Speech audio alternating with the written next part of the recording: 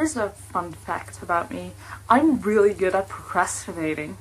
That's basically all I did last 4 weeks, so sorry.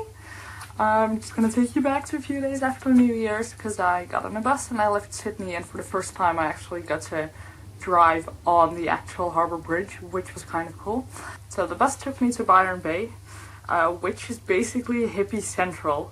The first thing I did was go to a market, which was kind of incredible and also really funny because that's sort of just hippie all over it.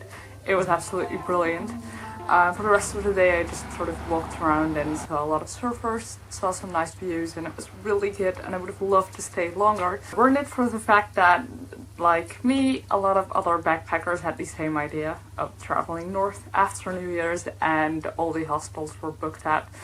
So that same evening I got on a bus and I went to Surfer's Paradise. The Surfer's Paradise really is not that interesting in my opinion. I do have to say that for the first time I actually had the feeling that I was really in Australia. So most of my time was spent either swimming or surfing, because that's what you do when you're there and the weather is nice. Yeah, one of the best moments actually was when I was with Steph, some girl I met.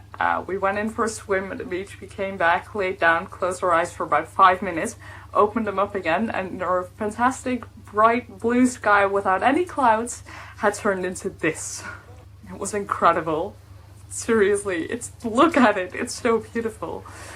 We would have loved to stay there as well, but we decided to just do the safe thing and get off the beach. Right, so I also took surfing lessons in Surfer's Paradise. I actually wanted to do this in Byron Bay, but since I only had the one day and it was raining and I just wasn't really in the mood to do that, I decided to have a go in Surfer's Paradise. Yeah, lesson 1 mostly looked like this. Luckily lesson 2 came out a lot better and the waves were less rough and it was all a little bit easier, and I was actually having some fun at the end of it, so I mean I'm still not good at it, but you know, it's a start. After about a week in Surfers, I travelled up north again to go to Brisbane. So I'm just going to show you Brisbane because it's lovely and beautiful. And I'm also just going to show you my day trip to Australia Zoo because it was awesome. And I usually don't like zoos, but this was amazing. It was like a giant park with animals walking around in it, and it was awesome. Especially cool because I finally got to hold a koala. And also 2 kangaroos slapped me. One in the face. Like... yeah, shouldn't have gotten that close anyway, so sorry about that. I'll see you guys later. Bye. Give me a little time and take all my money, take all my money. You'll come around and someday I'll be the one you love. Wrote you a note to tell you, come to the party, come to the party. You rolled your eyes and shrugged, dear, I'm not the one you want, but I'll go until I get you, I'll go until you're all mine. No, I'm never giving up, I'll go until I wear you down. Anything to make you see, give me a little time and take all my money, take all my money. You'll come around and someday I'll be the one you love.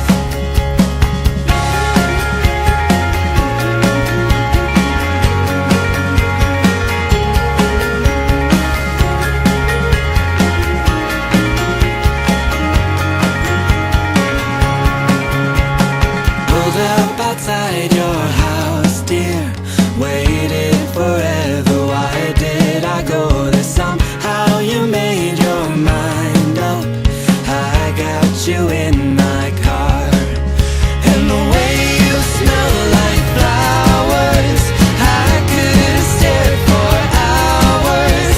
3,000 roses sitting in the backseat couldn't compare to you, but you try to drive me crazy, you try to make me give up. Oh, you tried up all my patience, tried and tried to wear me down.